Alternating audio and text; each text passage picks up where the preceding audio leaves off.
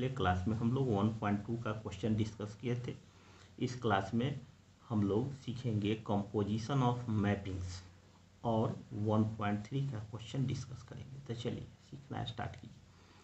अब देखिए, यह आपका एफ मैपिंग है सेट ए से बी में। यह आपका सेट ए है, यह आपका सेट बी है और यह आपका सेट सी है। यह सेट ए है, यह सेट बी है और यह सेट सी है। ए से बी में जो मैपिंग है आपका, ये है आपका f. F is a mapping from A to B and ji is a mapping from B to C. और बी से सी में जो मैपिंग है ये आपका है जी।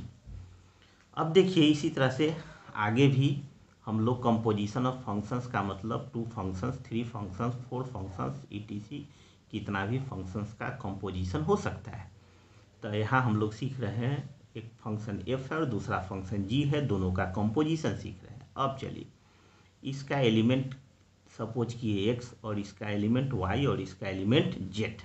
अब देखिए, एक्स का एफ इमेज वाई है, एक्स का एफ इमेज वाई है, अर्थात वाई बराबर एफ एक्स, वाई बराबर एफ एक्स, वाई बराबर एफ एक्स।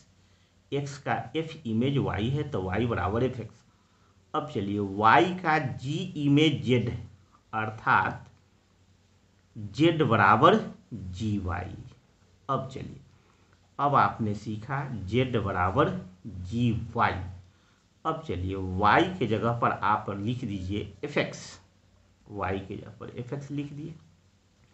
अब देखिए, इसको लिखने का ढंग है जी ओ एफ एक्स, जी ओ एफ एक्स। तो आप समझ गए, ए से बी में मैपिंग एफ और बी से सी में मैपिंग जी। तो ए से सी में जो मैपिंग हुआ यह आपका हो गया जी ओ एफ। अब सुनिए, पहले एफ है बाद में जी है तो आपका आ गया जी ओ एफ। यह मैपिंग आया ए से सी में, और यदि पहले रहता जी और बाद में रहता एफ तो यह आता एफ ओ जी। तो यहाँ पर जी ओ एफ जो मैपिंग है वह आपका मैपिंग ए से सी में हो गया। तो g O f is a mapping from A to C. अब देखिए, अब आप समझ लीजिए कि जी ओ एफ अभी सिखाए कि g O F x, it can be written as g F x where x belongs to A, या for all x belongs to A. X जो होगा सो सेट ए का एलिमेंट होगा। अब चलिए, अब देखिए, जीओ एफ जो फंक्शन आया इसका डोमेन जो होगा, सो जो एफ का डोमेन है वही आपका जीओ एफ का ही फिर डोमेन ही होगा। नेक्स्ट आप समझिए, जीओ एफ डिफाइंड तब और तभी होगा जब एफ का रेंज जो हो सो सबसेट हो जी के डोमेन का। जीओ F is defined only when range of F, F का रेंज यह सबसेट होना चाहिए जी के डोमेन का, जी के डोमेन का। अब चलिए, यदि आपका पहले रहता जी बाद में रहता एफ तो यह आता होता आपका होता F o g, f o जी। और यह डिफाइंड कब होता, जब रेंज ऑफ जी जो होता सो डोमेन ऑफ एफ का सबसेट होता, और डोमेन ऑफ एफ ओ जी जो होता वह डोमेन ऑफ जी के बराबर होता जब पहले जी या बाद में एफ रहता। अब चलिए फिर से एक बार आपको समझा दें। Let F is a mapping from A to B and ji is a mapping from B to C, be two functions, then the composition of f and g denoted by GOF is the function defined by GOF is a function from a to c such that GOF x is equal to GFX for every x belongs to a. Clearly, domain of GOF is equal to domain of f. Also, GOF is defined only when range of f is a subset of domain of G. अब next आप समझिए, F o g, f o जी note में लिख दिए, पहले आपका जी या बाद में एफ रहता था आता f o g. F o g defined only when range of g subset है डोमेन ऑफ एफ का, and domain of f o g is equal to domain of g, और एफ ओ जी एक्स यह आपका हो जाएगा f g x, f g x. अब देखिए, अब आप इस पर क्वेश्चन देखिए। तो चलिए, एक्सरसाइज 1.3 का क्वेश्चन, एफ मैपिंग है यह सेट 1,3,4 से सेट 1,2,5 में, और जी मैपिंग है यह सेट 1,2,5 से 1,3। वी गिवन बाई एफ आपका जो डिफाइंड है वह है 1,2, 3,5, 4,1, एंड जी जो मैपिंग है यह आपका डिफाइंड है 1,3, 2,3, 5,1। अब आपको निकालना है जीओएफ, आपको निकालना है जीओएफ। अब देखिए, तो सबसे पहले आप देखिए कि यहाँ एफ का रेंज, तो एफ का रेंज क्या है आपका 1,2,5, 1,2,5। अब चलिए डोमेन देखिए जी का डोमेन है 1,2,5। अब देखिए रेंज ऑफ एफ जो है सो डोमेन ऑफ जी का सबसेट होगा, तब आप जीओ एफ कैलकुलेट कीजिएगा, अदरवाइज जीओ एफ कैलकुलेट नहीं होगा। तो चलिए, रेंज ऑफ एफ 1,2,5 और domain of g 1,2,5। Since range of f is a subset of domain of g, so g o f is defined and domain of g o f, और g o f का जो domain होगा, जीओएफ का जो डोमेन होगा वह आपके एफ के डोमेन के बराबर होगा। तो डोमेन ऑफ एफ, और एफ का डोमेन क्या है आपका 1,3,4, 1,3,4। अब आप निकालना स्टार्ट कर दीजिए जीओएफ। तो जीओएफ 1, जीओएफ 1, तो ये आपका हो गया जीएफ 1। अब चलिए F1 क्या है, 1 का F इमेज 2 है तो G2। अब चलिए 2 का G इमेज देखिए, तो 2 का G इमेज 3 है, तो यह आपका हो गया 3। तो आप समझ गए कि 1 3 से रिलेटेड हो गया। अब चलिए GOF3, अब 3 का लिए तो GF3। अब देखिए 3 का F इमेज, 3 का F इमेज 5 है तो G5। अब चलिए 5 का G इमेज, 5 का G इमेज 1 है तो यह आपका आ गया 1। नेक्स्ट अब 4 का निकालना है तो एंड GOF4, तो यह आपका आ गया GF4।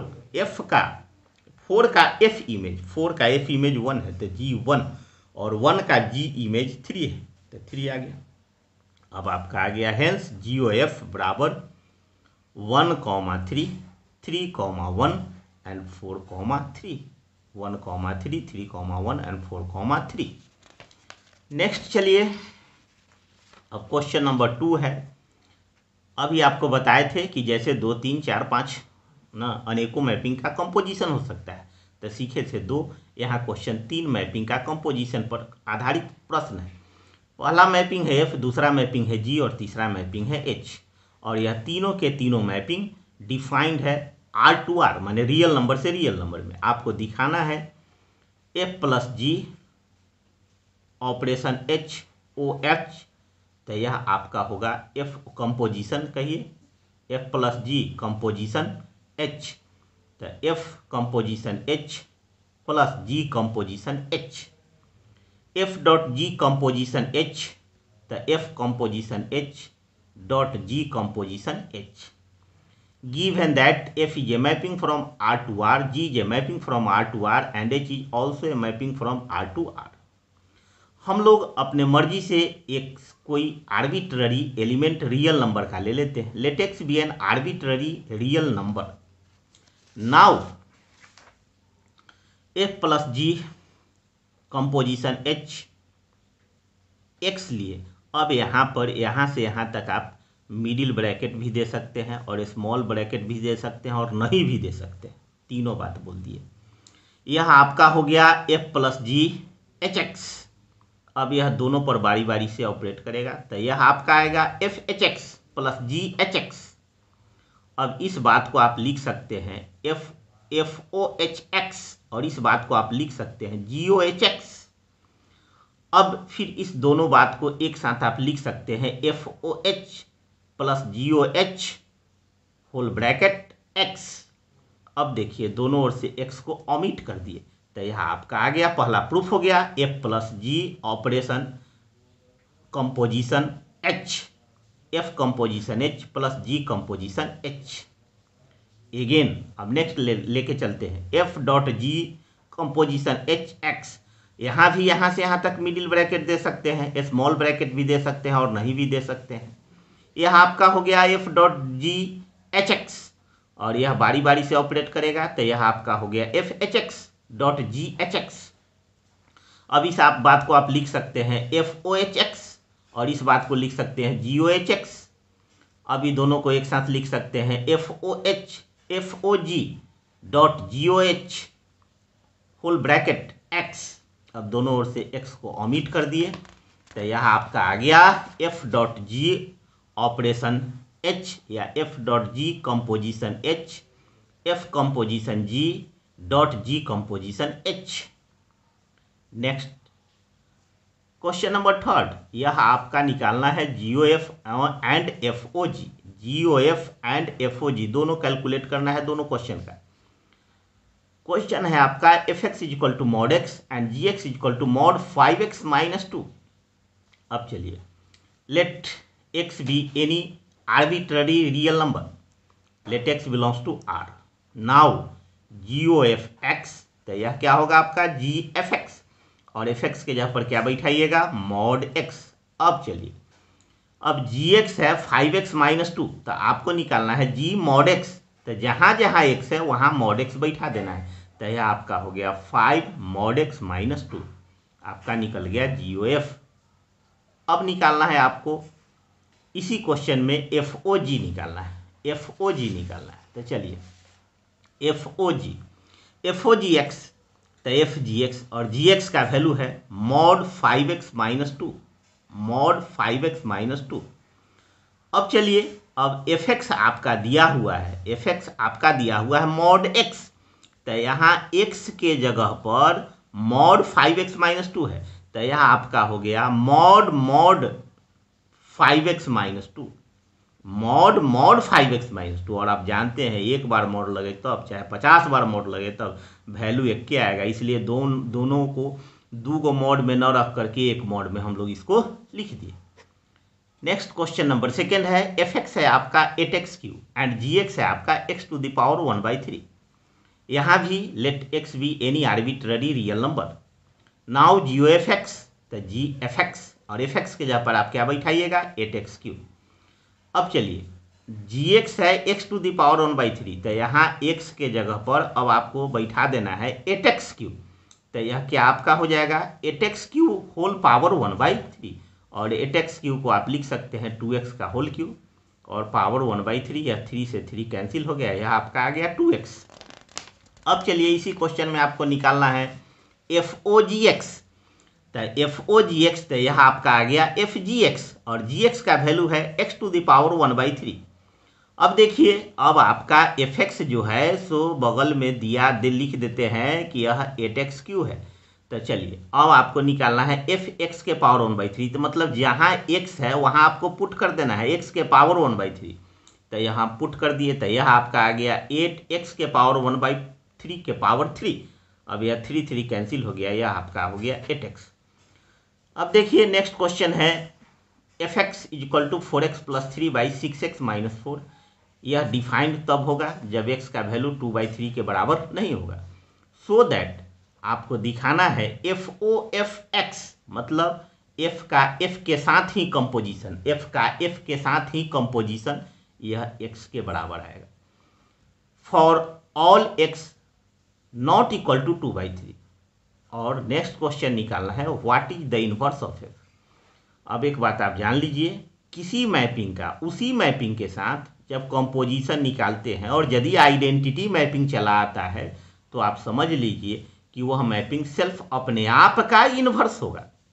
तो यहाँ आप एफ ओ एफ एक्स निकालिए और यह एक्स के बराबर आ जाए तो इसका मतलब एफ एक्स अपने आप का इन्वर्स होगा। तो चलिए आपको सिखाना स्टार्ट करें। यह आपका दिया हुआ है F x is equal to 4x plus 3/6x minus 4। It is defined only when x not equal to 2/3।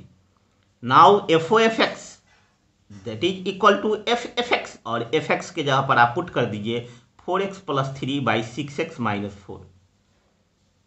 यहाँ भी x कोई रियल नंबर है, ठीक है, वह रियल नंबर है जो 2/3 को छोड़ करके कोई भी रियल नंबर है। यह आपका आ गया f 4x + 3/6x - 4। अब पुनः आपको निकालना है f इतना का वैल्यू। तो आप समझ गए कि जहाँ जहाँ x है, जैसे एफ एक्स इतना दिया हुआ है तो f10 का निकालना रहता था, जहाँ जहाँ x है 10 बैठा देते।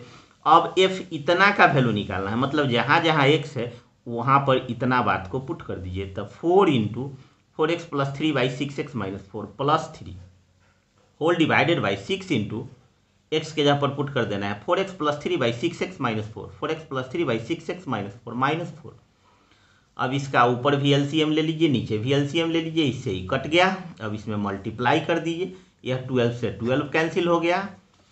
अब नीचे भी आपका 24x से 24x कैंसिल हो गया, यह ऊपर आ गया 16x + 18x that is 34x, and 16 + 18 यह भी आ गया 34, इससे यह कैंसिल हो गया, x आ गया।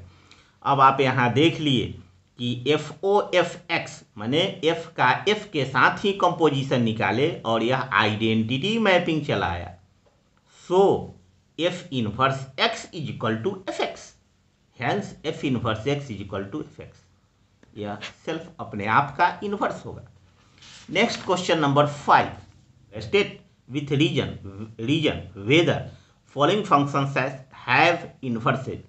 यह जो दिया हुआ फंक्शन है इसमें किसका इन्वर्स निकलेगा और किसका इन्वर्स नहीं निकलेगा, यही क्वेश्चन पूछ रहा है कि किसका इन्वर्स निकलेगा और किसका इन्वर्स नहीं निकलेगा। State with reasons whether following functions have inverses. यह जो 3 क्वेश्चन है इसमें आपको बताना है कि किसका इन्वर्स निकलेगा और किसका इन्वर्स नहीं निकलेगा।